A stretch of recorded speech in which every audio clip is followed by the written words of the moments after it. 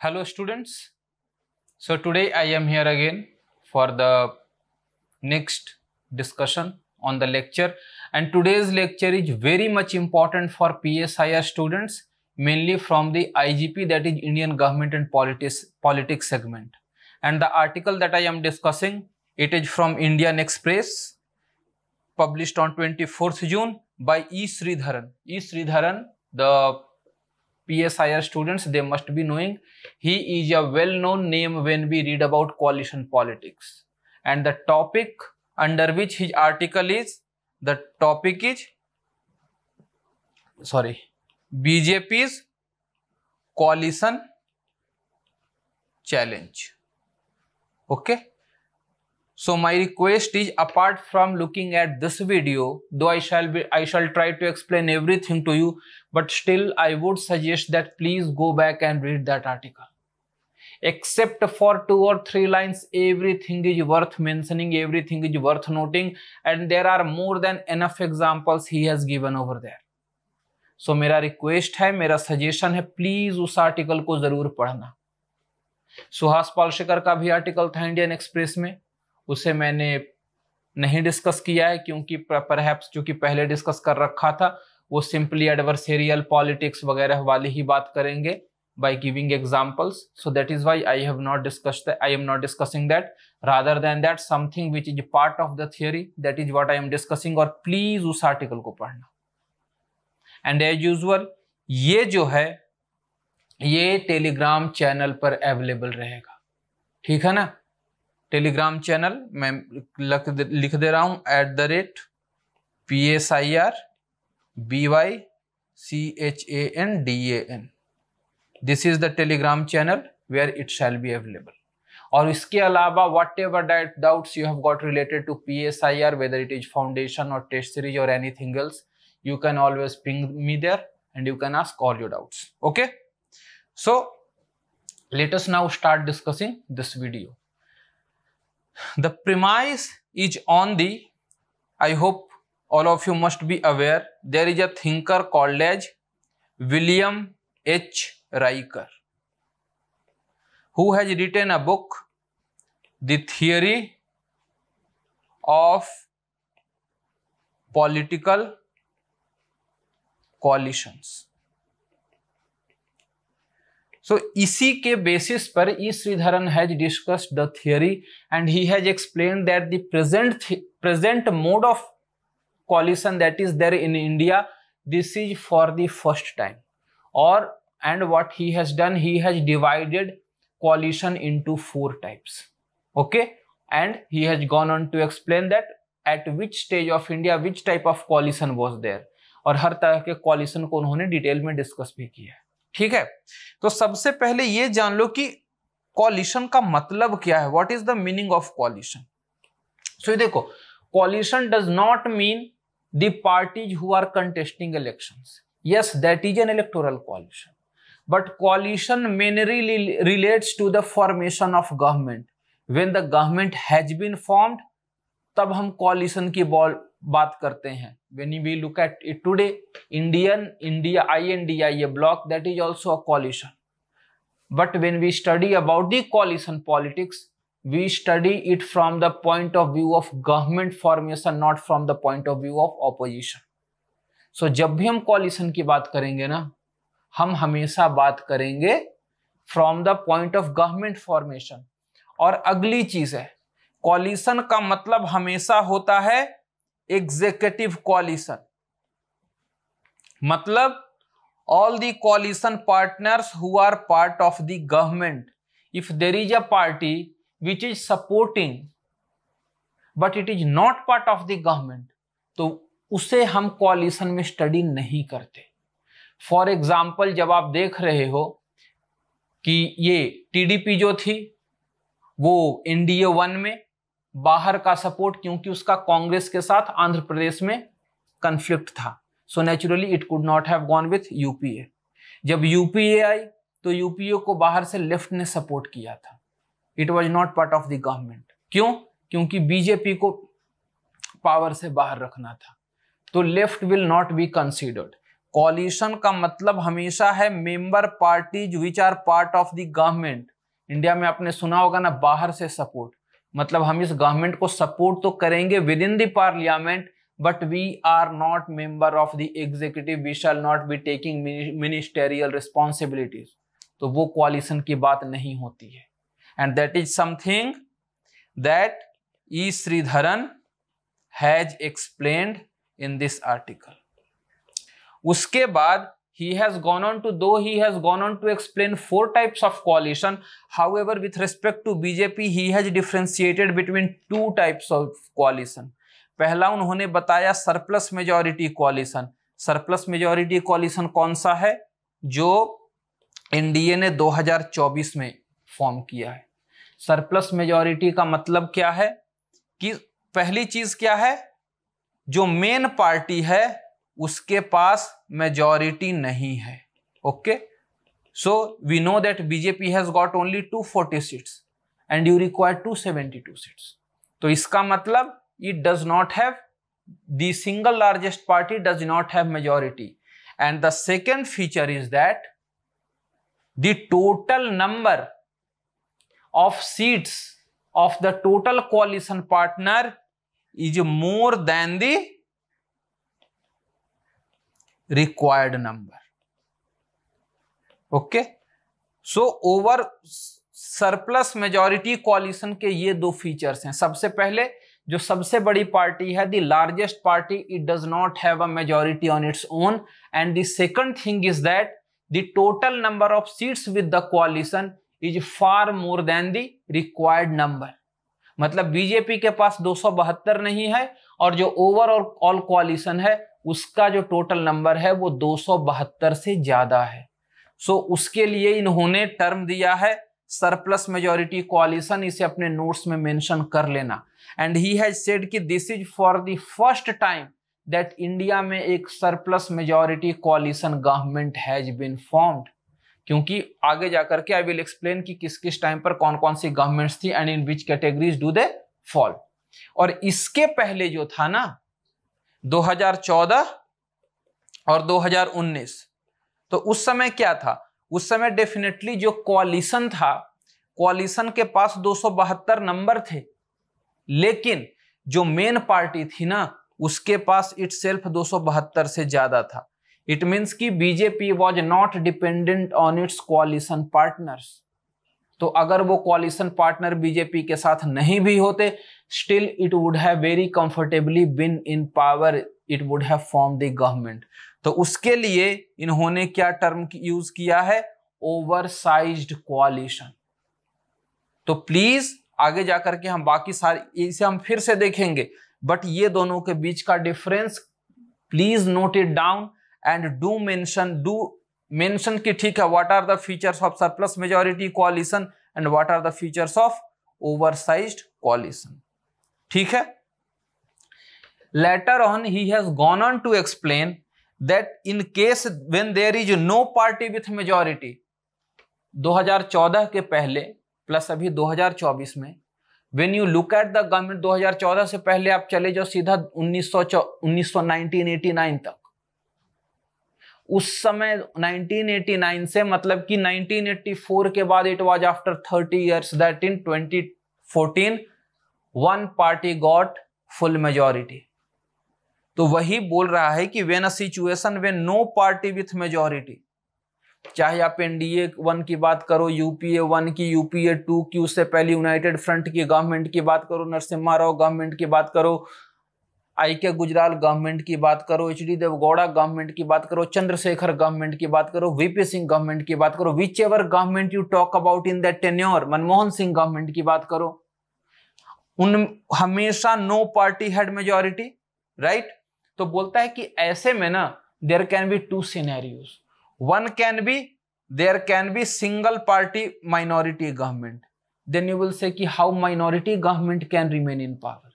तो minority government उस तरीके से इट रिमेन्स इन पावर कि इसे जो पार्टनर्स हैं they are supporting it inside the parliament, so that whenever a no confidence motion comes, those parties will come to vote in favour of the government of the day. तो government को क्या हुआ, आप no confidence motion you can not pass, so government will survive, but the same partners they will not be part of the government. इसका मतलब क्या है, in legislature you are with but in government you are not. So इस तरीके से चलती है single party minority government. For example आप चंद्रशेखर की गवर्नमेंट देख सकते हो जो वीपी सिंह के बाद बनी थी, और उसके बाद नरसिम्हा राव गवर्नमेंट को देख सकते हो। Okay, and then he says that second हो सकता है there can be a coalition government. For example जो अभी वाली गवर्नमेंट है द 2024 मोदी गवर्नमेंट, क्योंकि मोदी बीजेपी के पास खुद की मेजॉरिटी नहीं है, लेकिन इसके कोalition पार्टनर्स के पास मेजॉरिटी है। और ऊपर से डिफरेंस क्या है, यहां पे है कि coalition partners will not be part of the government, but यहां पे coalition partners will be part of the government. आप देख रहे हो मिनिस्ट्रीज में। ओके, अब देखो, he has gone on to explain that there are totally 4 types of coalition, ठीक है ना। और सबसे पहला उन्होंने बताया मिनिमम विलिंग कोalition। यहां पे क्या है, ये this is based on Rikerian assumption. Rikerian assumption मतलब विलियम एच राइकर ने क्या कहा है, what is coalition? Coalition is a power sharing arrangement, ठीक है। सो देखो, when coalition is a power sharing arrangement, इसका मतलब जितने ज्यादा कोalition पार्टनर होंगे उतना ज्यादा पावर का शेयर होगा। For example look at the present government, BJP has got 240 seats, इसके बाद आप टीडीपी को लाओगे, टीडीपी के बाद आप जेडीयू को लाओगे, उसके बाद शिंदे वाली शिवसेना को लाओगे, उसके बाद एलजेपी को लाओगे, रामविलास चिराग पासवान वाले। With only these 4 partners BJP is crossing 272, right. तो जब 272 ये इस तरीके से पास कर रही है, तो अगर ये बाकी सारे अपने मेंबर्स को हटा देती, कोalition पार्टनर, अपना दल हो गया या HAM हो गया या फिर HD देवगौड़ा वाली पार्टी हो गई, JDS हो गया, तो इन सारे पार्टनर्स, अपना दल हो गया, तो ये सारे पार्टनर्स को ये हटा सकते थे। अगर ये पार्टनर को हटा देते तो उन्हें मिनिस्ट्रीज देने की जरूरत नहीं रहती, तो वो मिनिस्ट्रीज का पावर बीजेपी अपने साथ रख सकती थी, अपने कोalition पार्टनर को दे सकती थी, क्योंकि ultimately coalition is all about power sharing. So that is why William H Riker he talks about minimum willing coalition की जितना हमें 272 चाहिए, मिला जुला कर हमने 272 बना लिया, बात खत्म, और हमें कोई नहीं चाहिए। सो यहां पे क्या होगा, नो रिडंडेंट और सरप्लस पार्टीज, जितनी हमें जरूरत है सिर्फ उतनी पार्टीज का कोalition है, apart from that there is no need for any other party. और मिनिमम विलिंग कोalition आप फ्रिक्वेंटली देखोगे स्टेट गवर्नमेंट्स में, ठीक है। तो वही इन्होंने बताया, ई श्रीधरन ने, कि आज तक इंडिया में कभी भी मिनिमम विलिंग कोalition नहीं रहा। मिनिमम विलिंग कोalition पे इन्होंने क्या कहा है कि चाहे आपको कंसेंसस डेवलप करना हो, पॉलिसी फॉर्मुलेशन के रिगार्डिंग किसी भी तरह का इनपुट लेना हो, उस तरह के किसी इनपुट का कोई स्कोप नहीं रहता, और इस तरीके का कोई भी कोalition इंडिया में आज तक नहीं बना है। And okay, second is surplus majority coalition with no party having majority. ये ऊपर वाला ही पार्टी है, जो सरप्लस मेजॉरिटी कोalition हमने यहां पे देखा ना, जो अभी वाला है, उसी की बात ये कर रहे हैं। Surplus majority coalition with no party having majority, इसका मतलब क्या है, यहां पे you have got redundant party. Redundant parties means those parties जिनको कि आप हटा सकते हो कोalition से, ओके।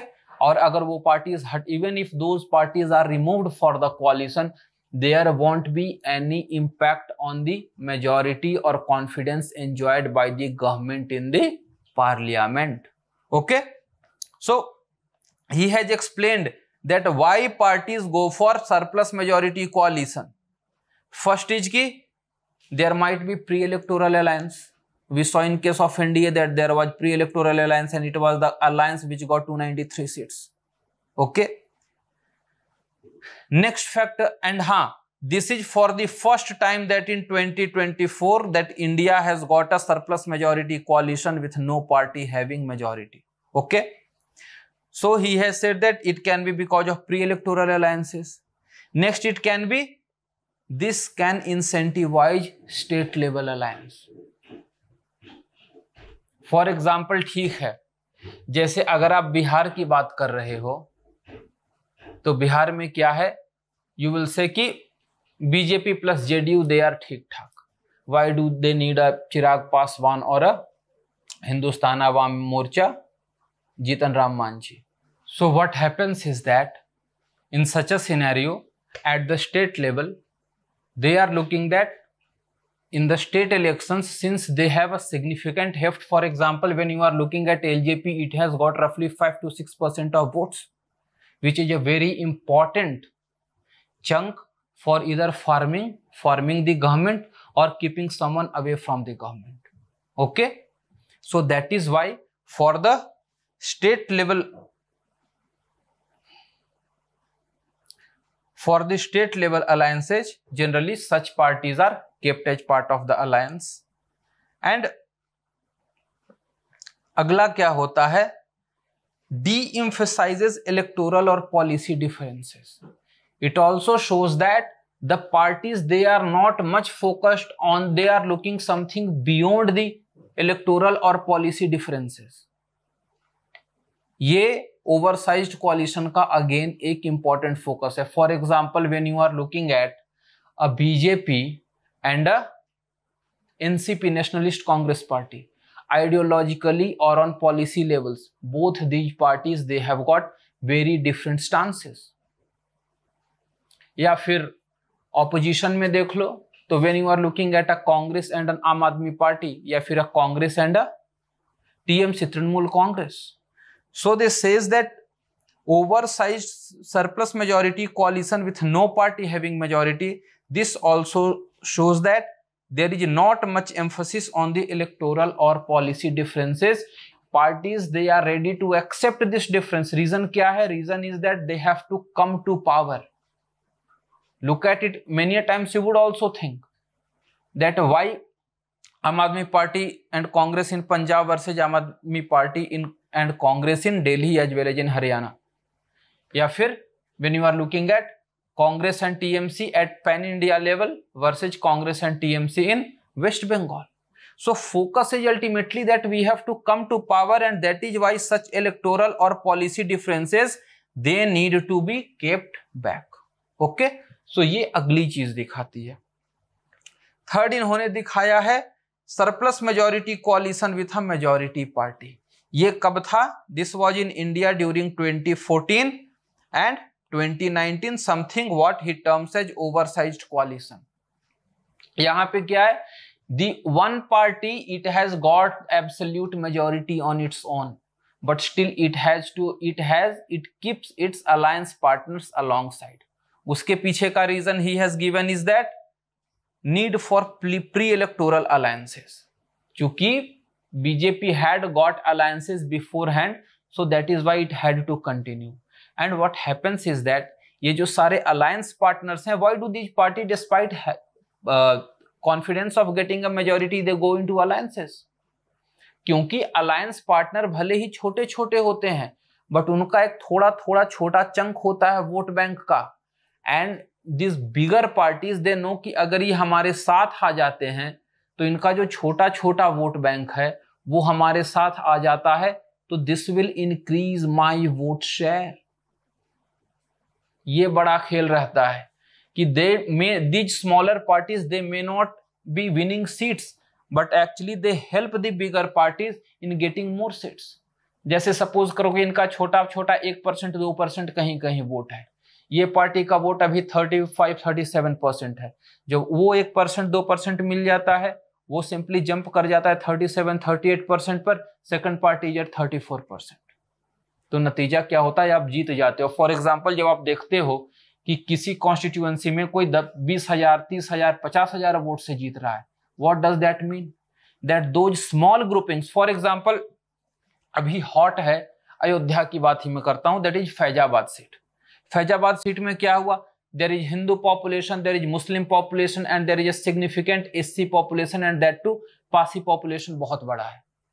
तो ट्रेडिशनली क्या होता है, एक तो देखो क्या होता है, नॉर्मली वो एक जनरल सीट थी, तो जनरल सीट से नॉर्मली लोग जनरल को उतारेंगे, तो वैसे जब जनरल रहते थे तो वहां का जो एससी पॉपुलेशन था वो बीजेपी के साथ आ जाता था, सिंस द मायावती जो कि एससीज की एक रिप्रेजेंटेटिव कंसीडर की जाती है, हर party BSP it is continuously getting weakened. तो वहां पे समाजवादी पार्टी ने क्या किया, एक जनरल सीट से इन्होंने एक एससी कैंडिडेट, एक पासी कैंडिडेट को उतार दिया। तो समाजवादी पार्टी का जो अपना वोट बैंक है that is Yadavs and Muslims, वो तो मिला ही मिला, साथ ही साथ जो पासी कम्युनिटी है जो traditionally otherwise it would have gone to the BJP, they also voted for the SP candidate. Why? Because it belong to the same cast.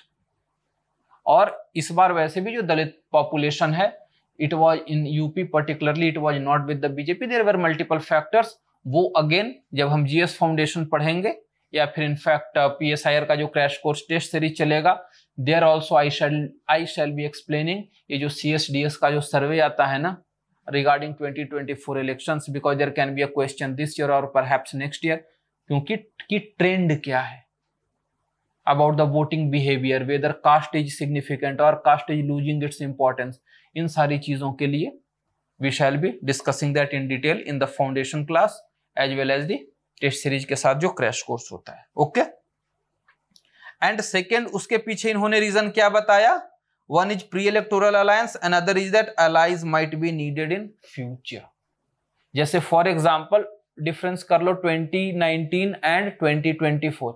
In 2019 allies were not needed because you had got 303 seats on your own, but now you know that allies are needed, so that is why since you kept them in good humor during 2019, that is why they are with you even now.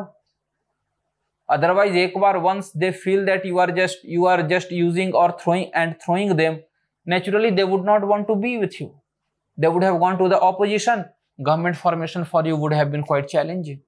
Okay, and fourth he says minority coalition. Minority coalition जो मैंने ऊपर में explain किया था, minority कोalition का मतलब है जो बिगेस्ट पार्टी है इसके पास तो नो मेजॉरिटी है,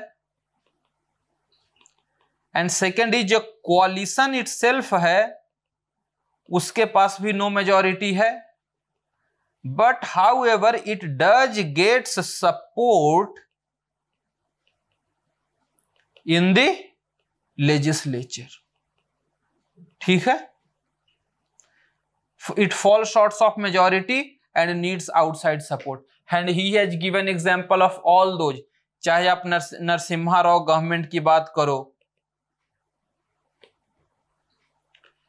वाजपेयी गवर्नमेंट की बात करो, Manmohan Singh government you talk about. So all of these were minority coalition. However, in India, we have seen that minority coalition, they have been quite successful and they have taken very significant decisions. ठीक है, तो ये चार category में इन्होंने divide किया है। अब later on he has gone on to discuss about the significance of surplus majority coalition, जो कि प्रेजेंटली है। So he has said that surplus majority coalition में क्या होगा, ओवरसाइज्ड कोalition से नेचुरली ये कमजोर है, क्योंकि ओवरसाइज्ड कोalition में the single largest party has majority on its own, so naturally that will be the strongest. लेकिन यहां पे उससे तो कमजोर है, because ultimately to have the confidence of the house you need the support of your allies, but at the same time ये minimum willing coalition से तो ज्यादा है, क्योंकि आपके पास as a whole minimum willing coalition से ज्यादा सपोर्ट है। और मिनिमम विलिंग कोalition में प्रॉब्लम क्या है, अगर एक भी पार्टी साइड हो गई आप चले गए, तो उससे तो मजबूत है। And second is minority government जो है मिनिमम विनिंग कोalition और minority coalition, because again minority coalition में you will always be needing outside support. तो यहाँ पे क्या होगा, आपके पास पॉलिसी की फ्रीडम नहीं रहेगी, क्योंकि आपको पता है कोई भी बिल आया गवर्नमेंट का ट्रेजरी बेंच का, और अगर उस पार्टी ने सपोर्ट नहीं किया तो सो उससे ज्यादा स्ट्रांग है सरप्लस मेजॉरिटी कोalition। और इसकी एक और खास बात क्या है, जो पावर डायनेमिक्स है naturally it will favour the dominant party. Reason क्या है, for example just focus on 2024, ठीक है। 2024 में मैंने क्या कहा, there is TDP, there is JDU and there is Shiv Sena, ठीक है ना, and then there is LJP. For example they say that TDP चली जाती है, टीडीपी के पास 16 सीटें हैं, तो वैसे भी अगर इनके पास 293 माइनस 16 कर दो, 13 में से 6 गया 7, 8 में से गया 7, they have 277 seats, you just need 272। अगर जेडीयू जाती है still they will have. So इसके कारण क्या है ना कि government has got greater elbow room to manoeuvre, और ये सिर्फ किसी specific ally they can not blackmail it. और गवर्नमेंट को in order to keep government out of the power, इन सबको एक साथ आना पड़ेगा कोऑर्डिनेट करने के लिए, which is quite difficult, and government के पास ज्यादा अपॉर्चुनिटी रहेगी। Okay, so this is what E Sreedharan has explained over here, कि कैसे यहाँ पे दोनों कोalition पार्टनर्स के लिए भी दिक्कत है, because they can not directly blackmail the government, they can not force the government on particular policy decision, but at the same time it is also the responsibility of the government that they cannot take allies for a ride, it cannot run a roughshod, because अगर सारे के सारे allies अगर नाराज हो गए, they will leave and the government will lose the confidence of the house। okay, so that's all for today's discussion। I hope कि आपने सब कुछ समझा होगा।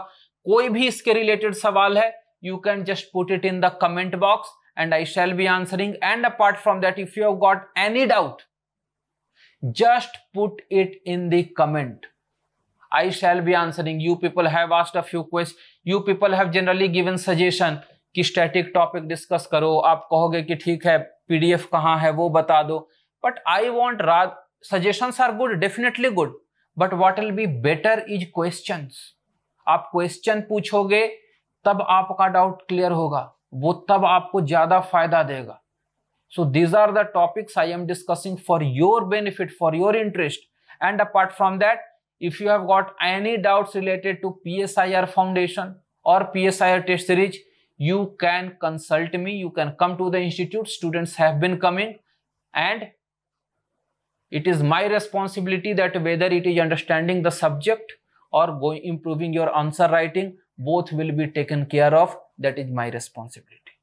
okay, so as I have said, I will upload the PDF on the Telegram channel। That's all for today, thank you very much।